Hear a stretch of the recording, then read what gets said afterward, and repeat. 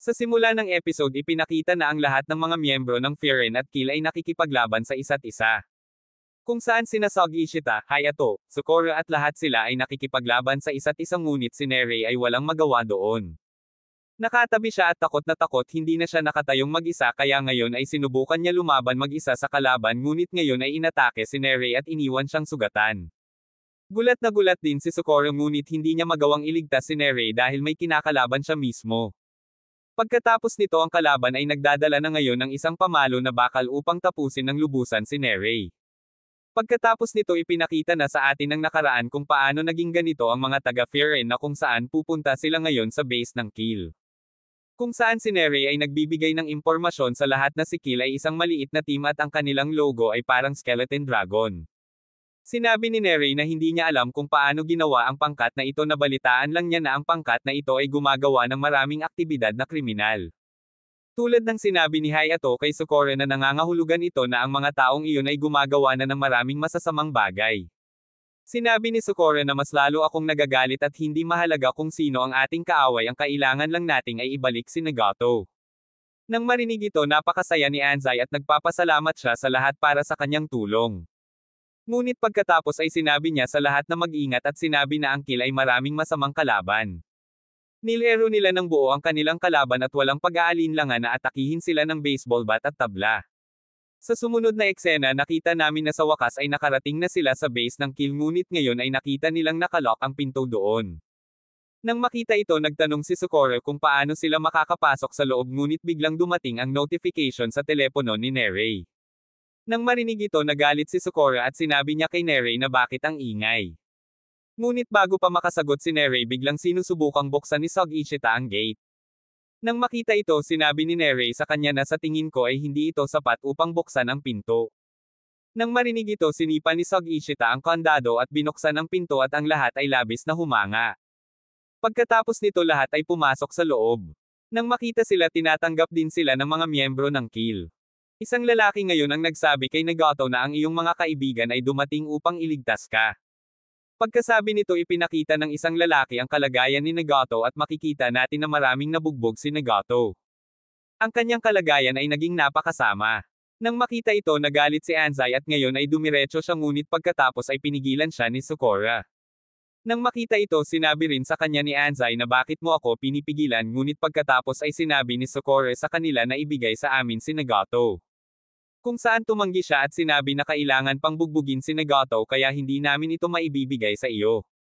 Sabi ni Sukora hindi ko kailangan ng permiso mo ibigay mo sa amin ng tahimik. Nang marinig nila ito ay sinimula na nilang asarin si Sukora kaya nagalit din si Sukora ngayon at sinabing papagitna ka sa aming dinadaanan kaya wala na tayong choice ngayon. Pagkatapos mong talunin babawiin natin si Nagato. Nang marinig niya ito sinabi niya na para kang bayani sa isang lugar at maglalaban din tayo. After which we now see na marami pang members ng Kill na darating para lumaban napakarami kaya pinalibutan nila ang buong team ng Frieren. Nang makita ito ang ilang miyembro ng Frieren ay natakot na ngayon at sinabi na akala namin ay mas kaunti ang aming mga kalaban ngunit sila ay sobra na. Si Mitsuki at Tige parang kakaunti lang ang mga taong ito hahawakan namin sila pero kakaunti pa rin ang mga miyembro na natatakot. Nang makita ito sinabi ni Sukora sa kanila na kung natatakot kayo bumalik kayo. Hindi kayo sapat sa amin ako na lang ang bahala sa mga taong ito. Pagkarinig nito lahat ng tao ay natauhan at nasasabing hindi tayo ganoon kaina at madali natin silang matatalo. Pagkasabi nito ay handa na silang lumaban. Nakikita ito na ang mga tao ay handang lumaban ito ay magiging napakasaya. Pagkatapos sabihin ito sinabi niya sa lahat ng kanyang mga miyembro na salakayin sila. Ngayon ay paparating na rin ang Frieren para mag-counter-attack at ngayon ay magsisimula na ang laban sa pagitan nila. Sa laban na ito nakikita natin na lahat ay napakahusay na lumalaban ngayon. Sila Hayato Sog Ishita Mitsuki Tiga at Sukora ang mga taong ito ay napakahusay na nakikipaglaban. Nang makita ito sinabi ng miyembro ng Kill na napakalakas ng 5 taong ito. Pagkatapos nito sinabi ni Sukora kay Anzai na ano ka nakatayo dyan sumulong ka kaya pumayag din si Anzai pagkatapos ay umusad siya. Sa kabilang banda ang iba ay naghahanda ng daan para kina Anzai at Sukora. Matapos linisin ang daan sila ay sumusulong. Medyo na-conscious din si Nagato at ngayon ay nakita niyang papunta doon si Anzai at laking gulat niya pagkatapos nito tumayo si Sukora sa ibabang daanan. Ngayon ay umakyat si Anzai sa hagdan upang iligtas si Nagato ngunit pinigilan ng miyembro ng kill ang daan ni Anzai. Nagalit si Anzai at ngayon ay sinimulan na niya itong hampasin sa mukha. Ngunit ngayon ang lalaking iyon ay nagsimulang umiwas sa pag-atake ni Anzai at tumalikod siya at sinipa si Anzai ng napakalakas dahil dito ay nawalan na ng malay si Anzai at nahulog siya sa hagdan. Nang makita ito nahulog si Sakura at ngayon ay darating siya upang tulungan si Anzai. Ngunit biglang dumating ang isang lalaki upang salakayin si Sakura sa pamamagitan ng pagkuha ng isang pamalo ngunit naiwasan ni Sakura ang kanyang pag-atake. Sa parehong paraan nakikita na natin ngayon na ang lalaking dumarating kay Sakura ay may 4 pang lalaki sa parehong paraan na napakalakas. Nakarating na sila Hayato, Sog Ishita, Mitsuki at Tiga. Ang lalaking nakikipag-away kay Sakura ay nagngangalang Kongo. Inaatake niya si Sakura gamit ang isang pamalo ngunit paulit-ulit na iniiwasan ni Sakura ang kanyang pag-atake. Pagkatapos ay tumingin si Sakura sa gilid nakita niya ang isa sa kanyang mga kasama na inatake ng baras na bakal. Nang makita ito paparating si Sakura upang iligtas siya ngunit biglang hinampas ng kanyang kalaban si Sakura ng baras na bakal at sinabing lumaban muna sa akin. Ngayong nakikita ang lahat ng ito napakasaya na ngayon ang pinuno ng kill. Sinabi niya na ang lahat ng mga taong ito ay nanalo dahil lahat ng 5 taong ito ay napakalakas ngayon ay ginawa kong abala ang lahat ng mga taong ito. Kaya ngayon walang may pakinabang na manalo sa kanya. Ang lahat ng mga taong ito ay napakatanga na dumiretso sa ating bitag ng hindi nag-iisip. Pagkatapos naming ipakita kay Nere na takot matapos makita ang lahat ng ito sinabi niyang natatalo kami. Hindi rin lumalaban ng maayos si Hayato dahil sa akin dahil parating ako sa kalagitnaan ng laban. Akala ko kung sasama ako matutulungan ko ang partner ko pero hindi ako pupunta para tumulong dahil mahina ako. Bigla niyang naalala ang sinabi ni Sakura sa kanya na hindi siya mahina. Matapos maalala na lumakas ang loob ni Nere sinabi rin niya ngayon na bahagi din ako ng fear and kailangan may gawin din ako para sa kanila. Pagkatapos sabihin ito pumunta siya at hinaila ang isang kalaban pababa at iniligtas ang kanyang kasama. 2 miyembro ang nagalit kay Nere at natalo nila ngayon si Nere at ginawan siya ng masama. Nang makita ito muling nadismaya si Nere sa kanyang sarili. Sinabi niya na naisip ko na wala akong magagawa at mangyayari ng eksakto tulad nito at sinabi Sakura patawarin mo ako. Sa kabilang banda nagagalit si Sakura nang makita ang lahat ng ito ngunit wala siyang magawa dahil hindi siya pinapaalis ng kanyang kalaban mula roon. Pagkatapos nito may isang lalaki na ngayon na pumulot ng pamalo at akmang hahampasin si Nere ngunit isa lang ang paraan para iligtas siya. May isang tarangkahan na napakalakas na sumipa na ang tarangkahan ay lumipad ng diretso at nataman ang parehong lalaki na bubugbugin siya. Pagkakita nito natakot ang lahat sa nangyari dito pero nalaman namin na walang ibang magliligtas sa kanila dito kundi si Koji. Iyon ang parehong second year student na dumating kasama ang kanyang 2 kaibigan para iligtas ang lahat. Pagkatapos nito pumunta si Enemolo kay Nere at sinabing masaya siya na naabot namin ang oras. Pagkatapos nito ipinakita niya ang iba pang miyembro ng kill na natatakot na makita si Koji. Sabi nila siya rin daw ang hindi tumitigil hanggat hindi niya pinapalala ang kalagayan ng kanyang kalaban. Nang makita ito tinanong ng pinuno ng kill si Koji at ang kanyang mga kasama kung dumating siya upang sumuko. Sinasabi niya sa kanila na hindi mo alam kung ano ang nangyayari dito at sinabi na hindi kasama ang Firen sa personal na away kaya bakit siya makikialam dito. Nang marinig ito ang ilang mga tao ng Firen ay nagsimulang mag-isip na oo tama siya. Ngunit pagkatapos ay sinabi ngayon ni Koji sa taong iyon sa labis na galit na pumunta tayo dito dahil kailangan nating harapin ang lahat ng ito. Nang makita ang galit ni Koji lahat ay natakot. May pangkat na nagpoprotekta sa bayan. Ibig sabihin pinuprotektahan natin ang lahat sa bayang ito. Kung may kaibigan ng miyembro namin tapos kaibigan din namin siya paprotektahan namin siya. Pagkarinig nito ay labis na nalungkot si Sakura ngunit ngayon ay sinabi ng pinuno na wala akong naiintindihan ano ang sinasabi mo. Kaya sabi ni Koji Bobo ka talaga ninakaw mo ang ganyang bagay na napakabanyaga ibig sabihin nataman mo ang sarili mong mga paa. Nang makita ang galit ni Koji lahat ng mga taga-kill ay natakot na ngayon. Nang makita ito sinabi ng pinuno kay Koji na binibigyan ko lang sila ng babala ngunit tila hindi mo maiintindihan. Pagkatapos nito sinabi niya sa kanyang mga kasama na bakit kayo natatakot. 3 pa lang ang dumating patayin sila pero natatakot sila at wala silang sinusubukang gawin. Nagalit ang pinuno at sinabi na gusto mong gawin niya ang iyong sitwasyon tulad ni Nagato sa kanila o kung hindi lumaban ka kaagad. Pagkatapos nilang marinig ito natakot sila at ngayon ay kailangan nilang lumaban kahit ayaw nila. Inatake nila siya at pagkatapos nito napakadali silang natatalo ni Koji at ng kanyang mga kasama.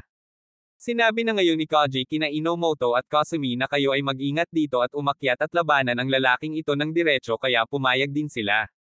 Pagkatapos nito ipinakita si Kasumi kung sino ngayon ang naglabas kay Nerei ng ligtas at nagbuhat sa kanya mula doon. Samantala sinasabi rin ni Nerei sa kanyang isip na wala akong magagawa at napaka-inutil ko talaga. Samantala sinabi ngayon ni Edamame sa kanyang kapareha na mabilis na talunin ang mga taong ito. Pumupunta sila dito para suportahan ka kaya pumayag din sila at ngayon nagsimula silang lumaban ng maayos. Pagkatapos ay ipinakita si Koji na pagkatapos lumisan sa daan ay direktang nakarating sa pinuno ng kill na ito ngunit ngayon ay nakatingin siya kay Anzai pagkatapos nito ligtas niyang isinantabi si Anzai. Ngayon pagkatapos makita ito sinabi ngayon ni Sukore kay Koji na huwag kang umakyat lalaban ako sa pinunong iyon. Matapos pakinggan ito sinabi ng kalaban ni Sukore na dalhin ang iyong pansin dito. Ako ang kalaban mo pero sinasabi pa rin ni Sukore kay Koji na hindi lalaban ako sa pinunong iyon. Matapos marinig ito ngayon ay dumating si Koji doon at pareho silang tumigil sa pag-aaway. Samantala sinasabi ngayon ni Koji kay Sukore kung alam mo man ang iyong sitwasyon. Nang marinig ito ang kalaban ni Sukore na walang pag-aaksaya ng oras ay sinasalakay na ngayon si Koji gamit ang kanyang pamalo ngunit ngayon ay dadalhin din siya ni Koji. Nang makita ito ang kalaban ay natakot at lumayo. Sinasabi niya ngayon sa isip niya na kung sino ang lalaking ito. Pagkatapos nito sinabi ni Koji sa lalaking iyon na tumahimik hayaan mo akong kausapin si Sukore. Pagkatapos nito sinabi niya kay Sukore na iniisip mo lang na matatalo mo ang pinunong ito kung saan sinabi ni Sukore na oo. Ano ang mali dito? Pagkarinig nito hinampis siya ni Koji sa mukha at sinabing galit ka ba? Ang iyong focus ay upang labanan lamang ang pinunong iyon. Habang natatalo ka sa iyong kalaban na napakahina ay nangangahulugan ng pagtulong hindi mo man lang sila matutulungan alam mo kung ano ang pinakamahalaga at unang bagay na dapat mong gawin. Tinatawag mo ang iyong sarili na isang dakilang kapitan habang hindi mo man lang nailigtas ang sinuman kaya dapat kang mahiya. Pagkatapos sabihin ito ngayon ay umalis na si Koji doon kung saan sinabi sa kanya ngayon ni Sukore na hindi ko kayang hayaan ang taong ito na pumunta ng ganito. I have to fight it on which Koji says that a coincidence I have to teach him a lesson. Huwag kang mag-alala susuntukin ko talaga siya sa tagiliran at gawin mo ang dapat mong gawin. Pagkasabi nito ngayon ay umalis na si Koji doon ngunit sinabi sa kanya ngayon ni Sukore na iniisip ko na suntukin ko ang ilong ng pinunong ito ng direkta. 20 beses iyon kung saan sinabi ni Koji na gagawin ko ang gawaing ito. Pagkasabi nito ay dumiretso siya upang labanan ang pinuno ngunit pakiramdam ng kalaban ni Sukore ay nakalaya ito nang makita ito. Sabi niya buti na lang hindi ko kinailangang labanan itong si Koji Monster. Pagkatapos ay nakita niya na sinaktan ni Sukore ang kanyang sarili ng isang suntok. Nagulat siya at sinabing anong ginagawa mo. Pagkatapos nito sinabi niya sa kanyang kalaban na tapusin natin ang laban na ito ng mabilis dahil wala akong oras upang makinig sa iyong usapan. Nakita namin si Koji at ang leader ng kill sa harap ng isa't isa at sabi ng leader ngayon lalaban ako kay Koji at sikat na sikat ka at sobrang saya kung makipag-away sa'yo at pareho tayo. Bakit hindi mo iniisip? At sabi niya kay Koji parusahan mo lang si Sukore na kasama mo at ganito rin ang parusa ko sa mga kasama ko at kapag pinarusahan ko sila nakikinig sila sa akin at makikinig lang ang mga tao sa iyo kapag matatakot sila sa iyo. Tapos sabi niya kay Koji na habang pareho kami ng mga mahilig sa karahasan bakit gusto mong maging bayani.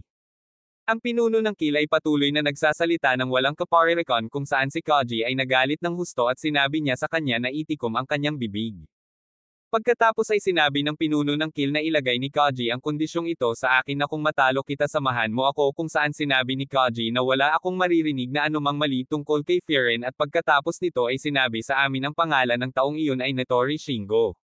Pagkatapos naming makita si Sukore sa kabilang side na tumama sa kanya ng napakadelikadong sipa at nakita namin na takot si Kongo na makitang ganito si Sukore at iniisip niya sa isip niya na hindi naman ito ganito hanggang ngayon.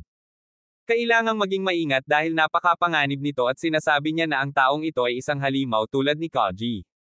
Pagkatapos noon ay sinabi niya sa lahat ng miyembro ng kill na salakayin si Sukore ngunit nakita namin na natalo silang lahat ni Sukore ng napakadali pagkatapos ay lumipat siya patungo kay Kongo at sinuntok siya ng napakalakas sa kanyang mukha dahil sa kung saan siya nahulog ng napakalayo. Pagkatapos noon ay tinitingnan ni Sukore ang lahat ng miyembro na nakikipaglaban at sinabing tapusin na natin ang lahat ng ito. Sa kabilang side naman ay nakita namin si Tiga na natama ng kalaban niya pero sinabi niya na parte ito ng isang ritual. Una akong natama ng isang tao pagkatapos ay tinuruan ko siya ng leksyon at dumating ang lalaking iyon para salakayin siya. Sa kabilang banda ay nakikita natin si Sog Ishita na nakikipaglaban din siya sa kanyang kalaban. Tapos sabi ng kalaban niya sa kanya nananatiling disappointed kayong lahat at kaya sa tingin ko ay napakahina mo. Pagkatapos nito dumating siya upang salakayin si Sog Ishita gamit ang isang bats ngunit naligtas siya mula rito. Pagkatapos ay tinamaan ng kanyang kalaban si Sog Ishita ng napakalakas na sipa sa kanyang tiyan. Then after namin makita si Tiga na tumama sa kalaban niya ng napakalakas na suntok dahil doon natumba siya at sinabi ni Tiga sa kanya let's start the final round. Sa kabilang banda natama ni Sog Ishita ang kanyang kalaban sa lupa kasabay ng pag-alala nito sa laban nila ni Sukora. Pagkatapos ay nakita natin si Tiga at ang kanyang kalaban na pumasok sa isang matinding labanan. Pagkatapos ay inaatake siya ng kalaban ni Tiga gamit ang isang stick na napakadaling nakaharang ni Tiga at sinabi ni Tiga sa kanya na mayroon pa kaming napakalakas na lakas na maaari naming labanan ang maraming mga round. Pagkatapos nito ay nakita natin sina Tiga at Sog Ishita na pinatumba ang kanilang kalaban. Sa kabilang banda ay nakita namin si Mitsuri na nakikipag-away kay Kaga at inaasar pa ni Kaga si Mitsuri. Para kang babae na mahina katapos nalaman namin na sumali si Kaga sa Kilgang para masaya at walang ibang miyembro ng Kilgang ang nag-utos kay Kaga pagkatapos ay sinabihan siya ni Mitsuri na napakatanga mo at hindi ka rin sikat sa mga babae o kahit sinong lalaki. Pagkatapos ay sinimulan ni Mitsuri na pagtawanan si Kongo. Nagalit siya at sinimulan niyang atakehin si Mitsuri ng tuloy-tuloy at iniwasan ni Mitsuri ang kanyang sarili mula sa lahat ng kanyang mga pag-atake at inatake ni Mitsuri si Kondo gamit ang kanyang sariling mga kamay at biglang nahulog si Kondo at nahimatay. Pagkatapos ay sinabi ni Mitsuri sa kanya na ngayon mo lang ako tinatawag na mahina ngunit ngayon kung sino ang mahina at pagkatapos ay sinabi niya kay Kondo na kung naging mabuti kang tao ay naging sikat ka na sa mga babae. Pagkatapos nito ay nakita namin ang iba pang mga taga-Firen na lahat ay nakikipaglaban sa mga miyembro ng Kill at pagkatapos ay nakita namin ang isang lalaki ng Firen na binugbog pagkatapos ay pumunta si Kasumi doon at iniligtas ang taong iyon. Then after that kung sino man ang first year ng Firen lahat sila pinupuri ang mga seniors nila. Pagkatapos ay biglang ang isa sa mga Kill ay sumalakay sa kanya mula sa likuran pagkatapos ay dumating si Sukora at natapos niya ang laro ng taong iyon at nakikita namin si Sukora na napakalungkot. Pagkatapos ay nakita natin na ang lahat ng mga tao ng Firen ay nagsimulang magsama-sama. Sinabi ni Sukora sa kanilang lahat na patawarin mo ako sa susunod na pagtutuunan ko ng pansin ang laban ko para mabilis kong matapos lahat ng bagay na iyon para hindi na kayo magkaproblema. Pagkatapos na ang lahat ng mga ito ay pumunta upang talunin ang natitira sa kanila tapos biglang may lumilipad na guy kay Sukora na nabangga ni Hayato. Sinimulan niya ang pag-insulto sa kanya na nagsasabi sa kanya na masisira ko ang iyong mga mata sa palagay ko ang iyong mga mata ay napakamarumi. Pagkatapos ang lalaking iyon ay pumunta upang salakayin si Hayato ngunit sinipa siya ni Hayato ng napakalakas dahil sa kung saan siya ay nawala ng malay. Pagkatapos naming makita na si Hayato ay muling pinuntahan ang lalaking iyon ngunit hanggang doon ay pinigilan siya ni Sukora at sinabi niya sa kanya na hindi mo kailangang gawin ang lahat ng ito. Sinabi ni Hayato kay Sukora pagkatapos ng lahat naging kalmado ka na at sinabi ni Sukora na katulad mo rin ako ngunit nalaman ko kung gaano kalaki ang magagawa ko at ngayon tutulungan ko kayong lahat sa pamamagitan ng pakikinig sa lahat ng mga bagay na ito ni Sukora. Si Hayato ay medyo nagulat at sinabi niya na si Sukora ay nagsimulang magsalita ng matalino sa loob ng mahabang panahon. Sinabi niya na talagang babaguhin mo ito Sukora at talagang nasiyahan ako sa pakikinig sa lahat ng mga bagay na ito mula sa iyo. Pagkatapos nito nauna na siya at nauna na din si Sukora para tumulong sa mga members niya. Samantala si Koji ay nakikipaglaban kay Shingo ngunit naiiwasan ni Koji ang lahat ng mga pag-atake at sa pamamagitan ng isang backflip ay sinalakay ni Koji si Shingo ngunit ang pag-ataking ito ay hindi gaanong naiba at pagkatapos ay natrap niya si Koji sa isang tabi sa tulong ng isang lubad. Sinalakay muli ni Shingo si Koji ngunit iniwasan muli ni Koji ang pag-atake na ito at sinabi ni Shingo kay Koji na nagsasabi ako ng totoo. Kung pupunta ka sa aking koponan ay magkakaroon tayo ng maraming kasiyahan at alam kong halimaw ka hanggang ngayon ay hindi mo pa nakukuha ang iyong pinakamahusay na anyo. Pagkatapos nito ay nagsimulang sabihin ni Koji na tama ang sinabi mo na hindi naman ako isang bayani dahil sa tuwing nakakakita ako ng napakaraming masasamang tao noon ay naroon ako.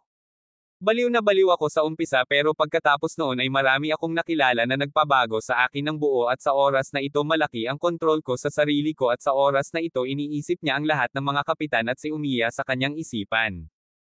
Tapos oo din si Shingo kahit ilang dialogue pa ang sabihin mo pero alam kong hindi ka tao isa kang halimaw ngayon lilikha ako ng ikakatakot mo.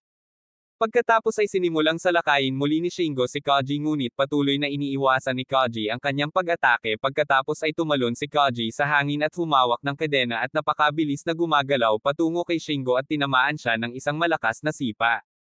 Pagkatapos ay muling sinalakay ni Shingo si Kaji dahil sa kung saan natamba si Kaji at pagkatapos ay sinabi ni Shingo na mahina ka at pagkatapos ay sinimulan niyang salakayin si Kaji mula sa kanya at patuloy siyang umaatake sa kanya at nang hahampasin na sana niya si Kaji sa ulo. Hanggang doon ay naiwasan ni Kaji ang pag-ataking iyon at tinamaan ang isang napakalakas na sipa sa tiyan ni Shingo dahil doon siya natamba at nakita namin na si Kaji ay dumarating din sa matinding galit. Tapos tumingin si Shingo sa kanya at sinabing oo ito ang gusto kong makita kaya ito ang tunay mong anyo. Pagkatapos nito pareho silang umaatake sa bawat isa at sinimulan nilang pagsuntok sa bawat isa. Pagkatapos ay nakita natin na sinaktan ni Kaji si Shingo sa napakasamang paraan. Tapos sabi ni Shingo gusto kong maging parang nag-e-enjoy siyang kontrolin ang hayop. Pagkatapos noon ay nakakuha si Kaji ng napakalakas na suntok sa mukha ni Shingo at siya ay bumagsak sa lupa. Pagkatapos noon ay susuntukan na naman siya ni Kaji pero naisip niya na kung papatayin ko siya ngayon ay hindi na siya makakabangon pa at mukhang matagal ko nang tinapos ang laban na ito. Pagkatapos ay pumunta doon sina Kasumi at Inomoto at tumingin sila sa ibaba at nakita nilang natalo ang lahat ng miyembro ng Kill. Pagkatapos noon ay itinaas ni Kasumi at Inomoto ang kamay ni Kaji at lahat ng iba pang mga tao ay natuwa doon at lahat sila ay nagsimulang magdiwang dahil ang labanan na ito ay napanalunan ng mga taga-Frieren. Pero dito nakita namin si Sakura na mukhang hindi masaya.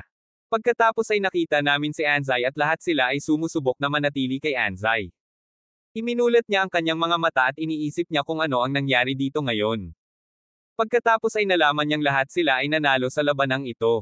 Then after that umakyat ang mata niya sa mga taong second year at nagulat siya kung ano ang ginagawa ng mga second year dito. Pagkatapos ay sinabi ni Inomoto na pumunta kaming lahat para tulungan ka. Pagkatapos ay dinala nila si Nagato doon at pagkatapos ay sasabihin nila kay Nagato na sabihin mo kung ano ang gusto mong sabihin.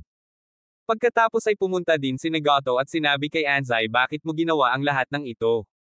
Dahil kung ano man ang nangyayari dahil sa akin at sinabi ko sa iyo na hindi mo kailangang idamay ang lahat ng mga bagay na ito at hindi ka dapat pumunta dito.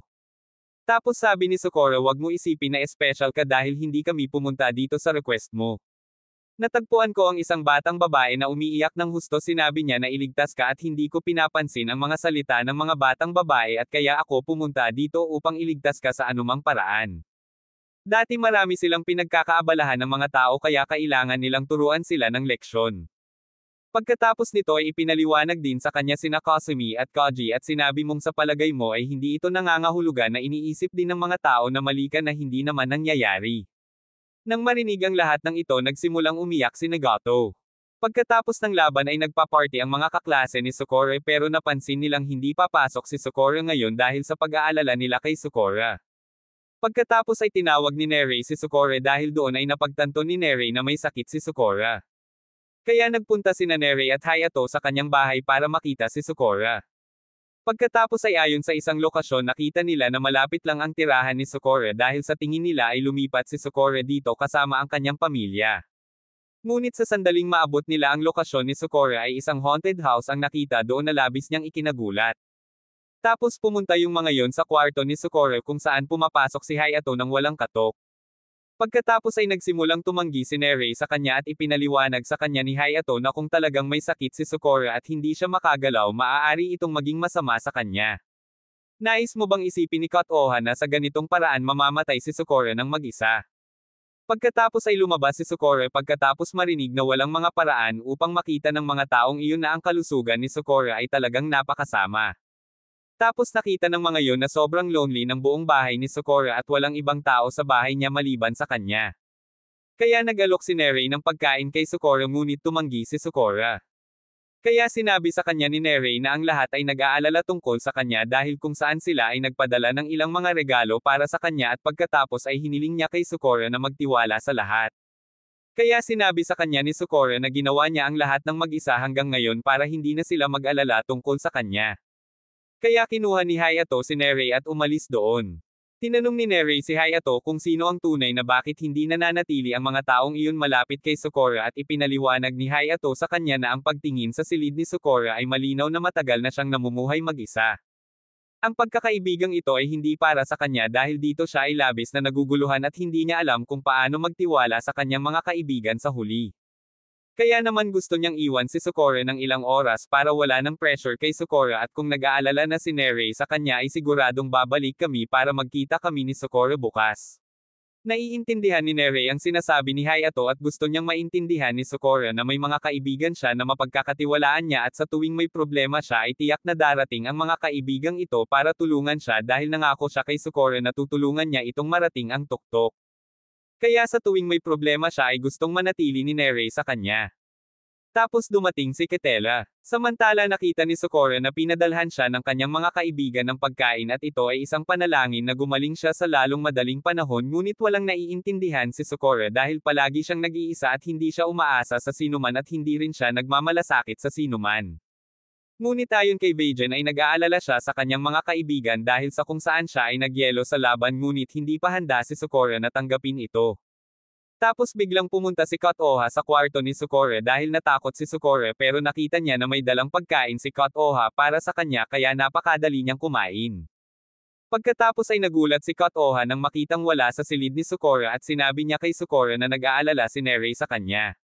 Pagkatapos ay tinanong ni Kot-oha si Sukora kung nagkasakit ba siya dahil sa away ngunit tinanggihan ito ni Sukora dahil naiintindihan niya na nagkasakit si Sukora dahil lagi niyang iniisip noong araw na iyon na gusto niya ang kanyang mga kaibigan at iyon ang dahilan kung bakit siya na-freeze.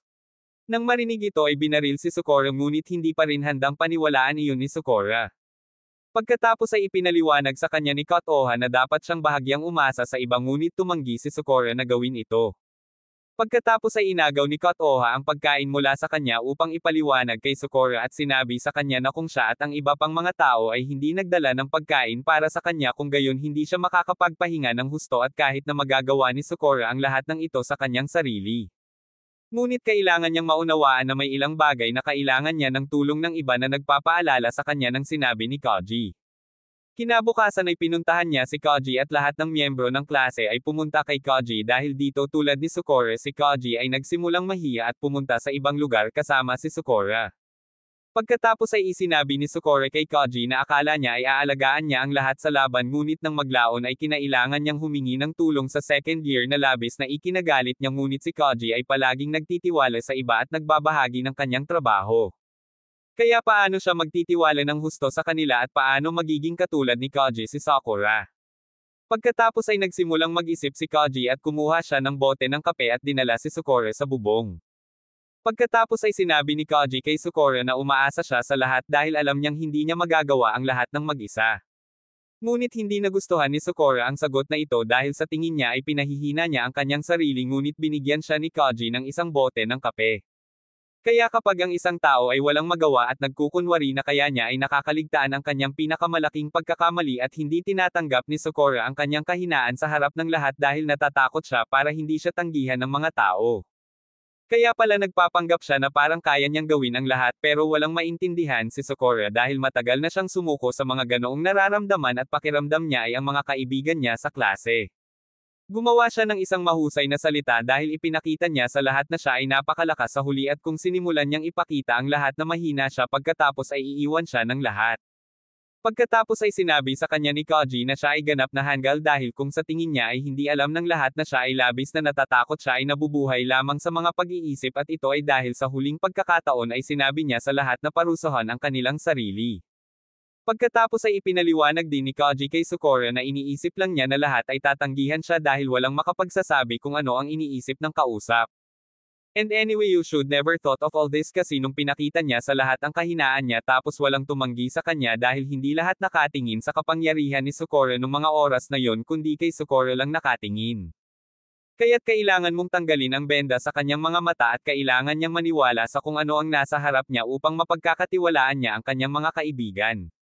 Kaya't ang pakikinig dito ay nagsimulang pumalakpak si Umiya para kay Koji at tumingin kay Umiya at si Sakura at Koji ay nagsimulang mamula at si Koji dahil sa kahihiyan ay pinalo ng isang malakas na suntok si Umiya at mabilis na tumakbo palayo doon. Pagkatapos ay ipinaliwanag ni Umiya kay Sakura na maraming bagay na mismong siya ay hindi kayang gawin dahil umaasa siya sa iba at kahit na marami siyang pagkakamali ay buo pa rin ang pananalig niya na hindi siya tatanggihan ng lahat. Kaya naman napagdesisyonan niyang tutulungan din siya sa mga bagay na hindi siya tama para magkatiwalaan ang mga iyon at laging magkasama. Kaya dapat magtiwala din si Sakura sa mga kaibigan niya. Kaya naiintindihan ni Sakura ang lahat at alam namin na naintindihan din ni Koji ang lahat ng mga bagay na ito ni Hiragi kaya naman sobrang proud si Hiragi kay Koji. Nakita namin si Sakura na naglalakad sa isang lubid at ang lubid na iyon ay kumakatawa na siya ay ganap na nag-iisa sa mundong ito. Wala siyang ibang paraan kundi ang maglakad sa parehong landas dahil kung mahulog siya mula doon ay walang magliligtas sa kanya. Ngunit ngayong marinig ni Koji ang mga salita ni Sakura ay napagtanto niya na hindi lamang iyon ang isang paraan.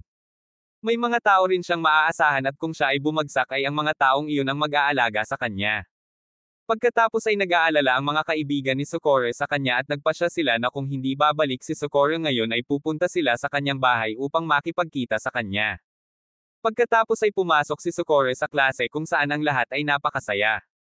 Pagkatapos ay sinimulan ni Nerei na tanungin si Sakura tungkol sa kanyang kalagayan ngunit kalmado pa rin si Sakura dahil hindi pa siya handang tumalon mula sa lubid na iyon ngunit pagkatapos ay naalala niya ang mga salita ni Hayato na nagsabi sa kanya na tumalon mula sa lubid na iyon at sinabihan siyang magtiwala sa kanyang mga kaibigan. Kaya't si Sakura ay sumulong at sinabi sa lahat na palagi niyang nararamdaman na kaya niyang hawakan ang lahat ng mag-isa ngunit napagtanto niya na hindi niya kayang gawin ang lahat ng mag-isa. Kaya sinabi rin ni Sakura sa lahat kung gaano siya kaina at dahil doon ay kailangan niyang harapin ang maraming problema kung saan nagsimula siyang humingi ng tawad sa lahat at sa wakas ay tumalon siya sa lubid na iyon. Kaya naman nabigla ang lahat sa narinig at habang patuloy pa rin ang emosyonal na paggalaw ay sinipa siya ni Sub Ashita mula sa likuran dahil hamarang si Sakura.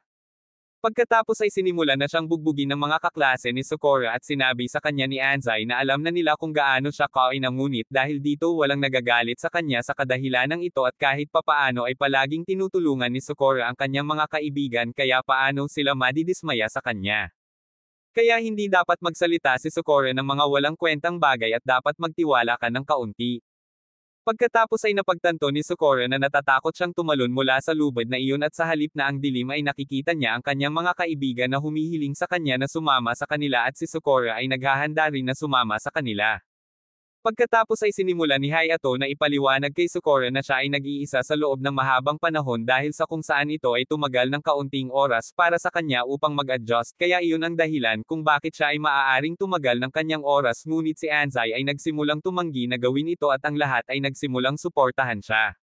Ginagawa kung saan napagpasyahan ng lahat na kakain sila pagkatapos ng klase. Pagkatapos ay ang gawain ng pagpapasya ng pagkain ay ibinigay din kay Sakura at ang lahat ay nagsimulang magsabi kay Sakura tungkol sa kanilang paboritong pagkain. Pagkatapos ay pumili si Sakura ng rice omelette kung saan sumang-ayon ang lahat at pumunta ang lahat sa restaurant ni Kot-Oha. Pagkatapos ay nagsimulang magtanong si Kot-Oha tungkol sa kalagayan ni Sakura at si Sakura ay nagsimulang humingi ng tawad sa kanya para sa nakaraang araw dahil sa kung saan si Kot-Oha ay labis na nabigla at naramdaman niya na marahil ay hindi pa bumababa ang lagnat ni Sakura. Pagkatapos ang lahat ay nagsisimula sa pagparty pagkatapos ay sinabi ni Takisashi sa lahat na sabihin sa kanilang mga mahina na puntos tulad ni Sakura at Tiga ay nagsasabi sa lahat na takot siya sa multo kaya naman hindi siya nakapikit kahit naliligo. Pagkatapos ay ipinaliwanag ni Hayato kay Sakura na ang lahat ay may ilang kahinaan kaya hindi siya dapat matakot na tanggapin ang lahat dahil dito nagsimulang tanungin ni Kiryu si Hayato tungkol sa kanyang kahinaan ngunit hindi pa handang sabihin ni Hayato ang kanyang kahinaan.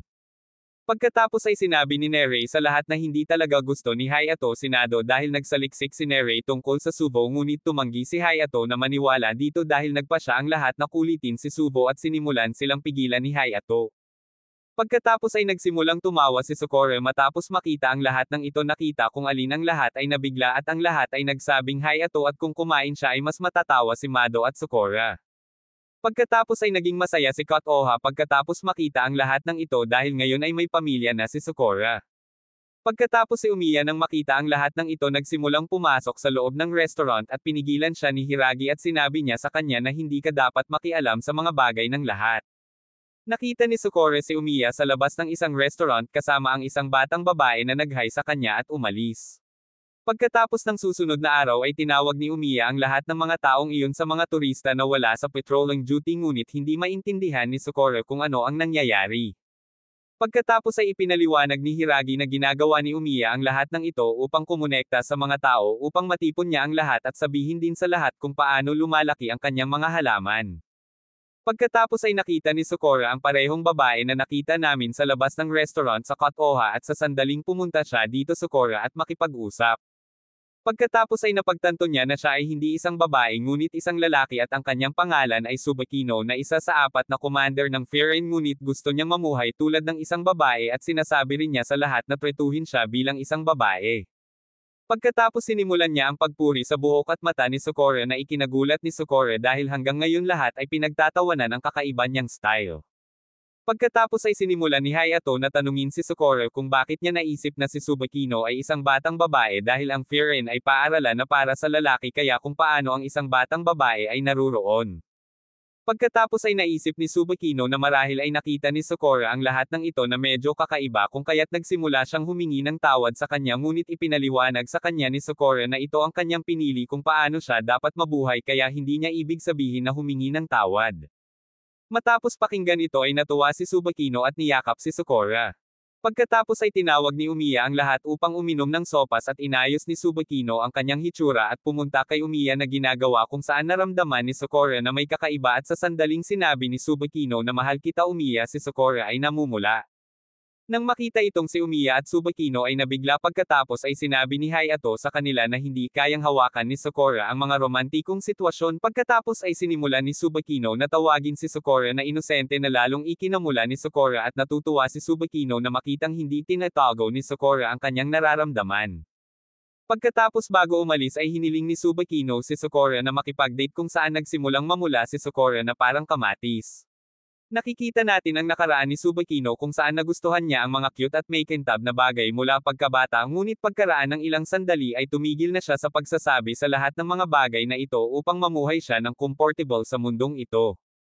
Pagkatapos ay magkasama sina Tsubakino Nere Hayato at Sukore at dahil sa date namumula ang buong mukha ni Sukore pero hindi niya maintindihan kung ano ang date ng 4 na tao. Pagkatapos ay tinukso siya ni Tsubakino at sinabing gusto ba niyang makipag-date sa kanya ng mag-isa at sinimulan na rin siyang suportahan ni Hayato dahil labis siyang nagulat nang makitang alam ni Sukore ang kahulugan ng pakikipag-date. Pagkatapos ay tinanong ni Nere si Tsubakino kung saan sila pupunta pagkatapos ay sinabi sa kanya ni Tsubakino na makikilala niya ang isang matandang lalaki na nagngangalang ito na napakalungkot pagkatapos ng pagkamatay ng kanyang asawa at siya ay labis na nanlulumo. Dahil dito ay patuloy siyang binibisita ni Tsubakino kasama ang kanyang mga kaibigan at kung minsan ay may kasama rin siyang mga bagong tao upang ang matanda ay manatiling masaya. Pagkatapos ay tinanong ni Hayato si Tsubakino kung ano ang dapat nilang gawin doon at sinabi sa kanila ni Tsubakino na kailangan lang nilang pumunta doon at tulungan ang matanda at kausapin ito upang ang kanyang kabataang espiritu ay magising. Pagkatapos ang matandang iyon ay napakasaya na makita si Tsubakino dito at makita ang malungkot na si Nere Hayato at Sukore ay labis na nabigla dahil hindi nila iniisip na ang matandang iyon ay nalulumbay. Pagkatapos ay ipinakilala silang lahat ni Tsubakino at pinuri ng matandang iyon ang buhok ni Nere at ang hikaw ni Hayato. Pagkatapos ay tumingin sa mga mata ni Sukore ang matandang lalaki na naaalala niya ang isang paglubog ng araw na ginugol niya kasama ang kanyang asawa dahil sa kung saan sinimulan niyang alalahanin ang kanyang mga lumang araw ngunit si Sukore ay nagsimulang mamula pagkatapos marinig ang romantikong kwento. Pagkatapos ang lahat ay pumasok sa loob at nagsimulang tumulong sa trabaho ng matanda ngunit si Sukore ay walang trabaho doon dahil sa kung saan siya ay nagsimulang maging desperado. Pagkatapos ay hiniling ng matandang lalaki na si Sukore na pumunta sa likod na silid kasama si Dora Cakes ngunit hindi sinasadyang napunta si Sukore sa ibang silid kung saan maraming nakaistilong damit pero hindi naman malinis ang lugar na iyon dahil sa pakiramdam ni Sukore na ngayon ay walang nagsusuot ng mga damit na iyon. Pagkatapos ang lahat ng mga taong iyon ay nagtitipon sa isang silid upang uminom ng tsaa at si Tsubakino ay nagsimulang manligaw sa matanda at hiniling sa kanya na makipag-date sa kanya dahil sa kung saan hiniling niya ang matanda na maghanda pa rin dahil handa na siya para sa kanyang asawa. Nang marinig ito ay naging napakasaya ni Nere at Hayato at naiintindihan din ni Socorro kung ano ang ginagawa ng napakaraming damit doon. Pagkatapos ang matandang iyon ay nagsimulang sabihin sa lahat ang tungkol sa kanyang asawa at sinabi rin niya sa kanila kung paano siya nagbibihis noon upang mapabilib ang kanyang asawa. Tapos feeling very good ang lahat na marinig ang kwento ng matandang iyon at namumula pa si Socorro tungkol dito. Kaya pagkaraan ng ilang sandali ay nagsibalikan na silang lahat at nagpasalamat ang matandang iyon kay Socorro dahil doon ay naalala niya ang mga sandaling kasama niya ang kanyang asawa. Pagkatapos ay umalis na sila doon at sinabi ni Nere kay Tsubakino na maayos na ang matanda ngayon ngunit tinanggihan ito ni Tsubakino dahil kahit na bumuti na ang kalagayan ng matanda kumpara noong nakaraang taon ngunit hanggang ngayon ay nararamdaman ni Tsubakino na may itinatago pa rin siya sa lahat at gusto ni Tsubakino na maging masaya siya tulad ng dati na gagawin niya ang lahat. Pagkatapos ay nagsimulang magtanong si Hayato ng dahilan nito at sinabi sa kanya ni Tsubakino na ang matandang iyon at ang kanyang asawa ay may utang sa kanya dahil palagi nilang tinatanggap siya bilang siya. Pagkatapos ay ipinakita sa amin ang nakaraan ni Tsubakino kung saan mahilig siya sa mga cute at magagandang bagay ngunit dahil siya ay isang lalaki ngunit hindi niya nasasabi kahit kanino ang tungkol dito at sinabi rin sa kanya ng kanyang mga kaibigan na ang lahat ng mga bagay na ito ay nagustuhan ng mga babae dahil kung saan si Tsubakino ay walang masabi. Si Tsubakino ay pauwi na mula sa paaralan ngunit sa daan ay nakita niya ang isang hikaw na pag-aari ng asawa ng matanda at ang matanda ay pumunta doon at hinahanap ito. Tuwang-tuwa si Tsubakino na makita ang matandang naka-pink na kamiseta dahil sinabihan siya na ang mga lalaki ay hindi kailanman nagsusuot ng pink na kamiseta. Pagkatapos ay dinala ng matanda si Tsubakino sa kanyang bahay para magpasalamat at ang asawa ng matandang iyon ay nagpasalamat din kay Tsubakino. Pagkatapos ay labis na nagustuhan ni Tsubakino ang pananamit ng asawa ng matandang iyon at pinuri niya ang mga ito. Dahil doon ay naging napakasaya ng matandang iyon at araw-araw siyang tinatawag ni Tsubakino sa kanyang bahay upang makita ang kanyang mga kasuotan. Dahil doon ay naging napakasaya ni Tsubakino at araw-araw niya itong pinupuntahan. Pagkatapos isang araw ay nagustuhan ni Tsubakino ang lipstick ng asawa ng matandang lalaki na iyon dahil sa sinubukan niyang subukan ito pero pinigilan niya ang sarili sa gitna. Pagkatapos ay tinulungan ng asawa ng matandang iyon si Tsubakino na maglagay ng lipstick na iyon at ang matandang iyon ay nagsimula na ring purihin si Tsubakino dahil sa kung saan si Tsubakino ay nagsimulang umiyak dahil hindi niya maintindihan kung bakit niya nagustuhan ang lahat ng mga bagay na ito sa kabila ng pagiging isang lalaki at nagsimula siyang magdasal na sana ay normal siya tulad ng ibang mga lalaki. Then that old man and his wife explained to Tsubakino na ang high heels ay ginawa para sa mga lalaki kanina para hindi mahulog sa kabayo at ginamit din ang makeup para mailigtas ng mga tao ang sarili nila dahil walang nag-define na ang makeup at high heels ay ginawa para sa mga lalaki o babae ang nagustuhan lang niya ang bagay na tinanggap niya ang bagay na iyon. Kaya lang kaya niyang gawin ang anumang gusto niya dahil iyon ang tunay niyang pagkatao at dapat niyang tanggapin ang pagkakakilanlan na iyon. Pagkatapos ay sinabi nilang pareho kay Tsubakino na gusto nila si Tsubakino sa paraang siya at talagang mahal na mahal nila si Tsubakino dahil dito naging masaya si Tsubakino.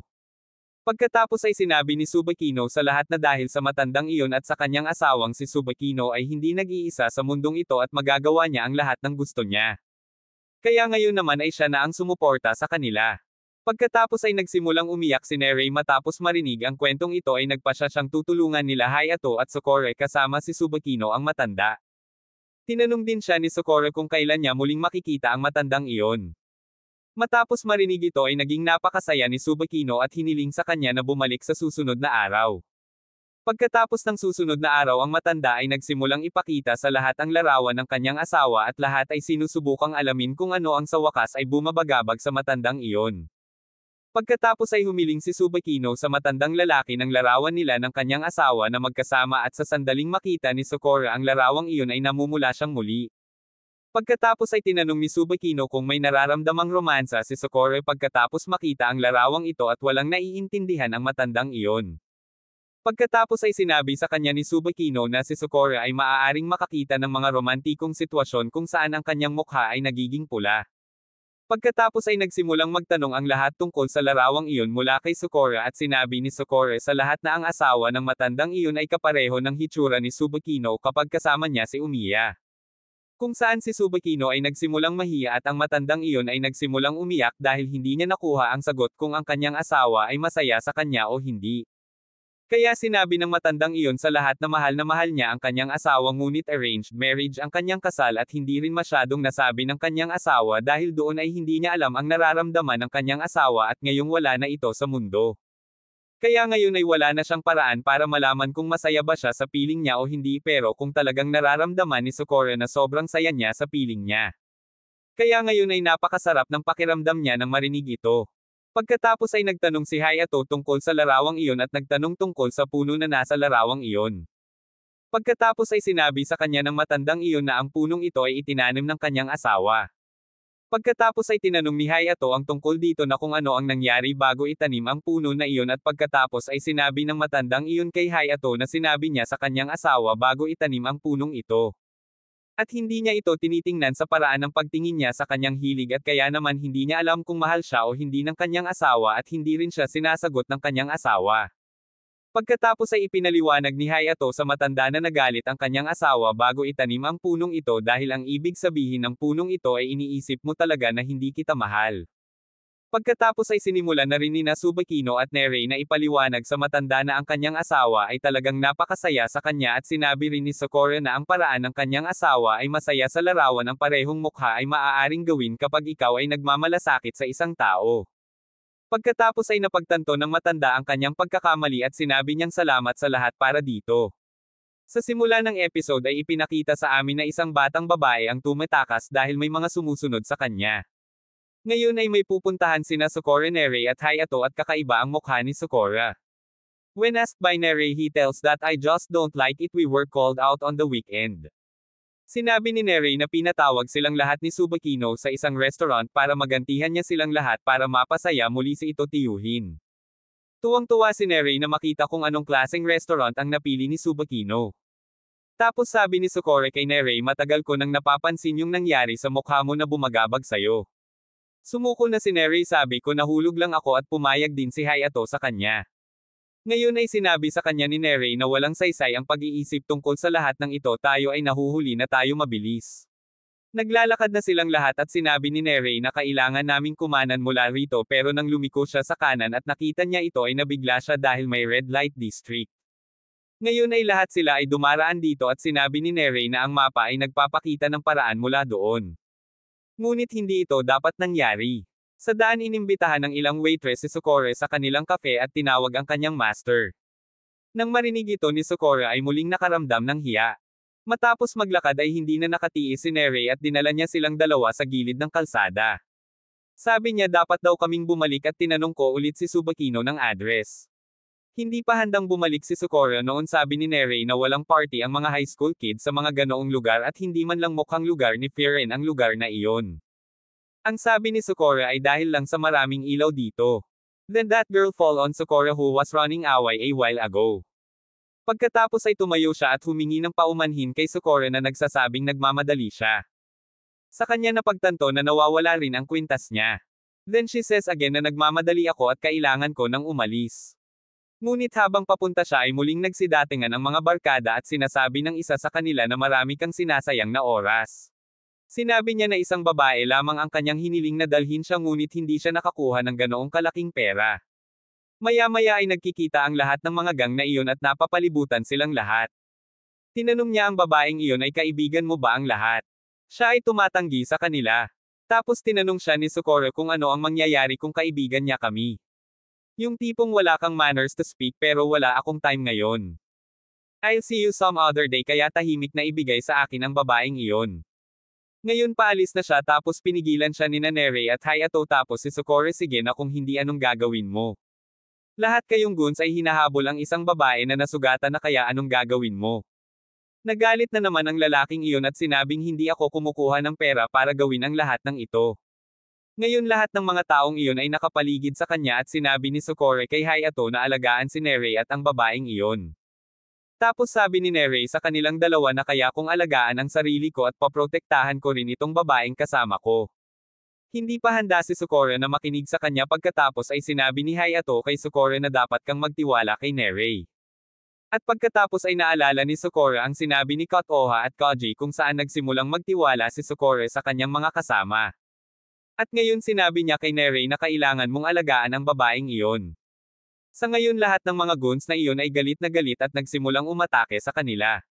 Si Sukore at Hayato ay napakahusay na nag-aaway tulad ng dati. Nakatingin si Sukore sa gilid ni Nerei sa gitna ng laban para tingnan kung ligtas ba siya o hindi. Tapos may lalaking tumakbo papunta sa kanila bago pa man magawa ni Sukore.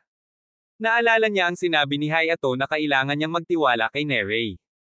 Ngayon ang lalaking iyon ay tumatakbo papunta kay Nerei at iniisip lang ni Nerei na kailangan niyang idilat ang kanyang mga mata. Naghintay si Nerei hanggang sa huling sandali at pagkatapos ay hiniling siya ni Hayato na yumoko. Sa sandaling gawin niya ito ang lalaking iyon ay bumagsak. Ngayon ay ipinakita sa amin ang isang eksena noong nakaraan kung saan pagkalabas ng restaurant tinanong ni Hayato si Nerei kung bakit siya naliligaw. Kung saan sinabi ni Nerei na ngayon ay nagsimulang makipag-usap si Sukore sa lahat ng iba pang mga tao na ginagawa noon ni Nerei at ngayon ay nararamdaman ni Nerei na wala na siyang trabaho para sa kanya.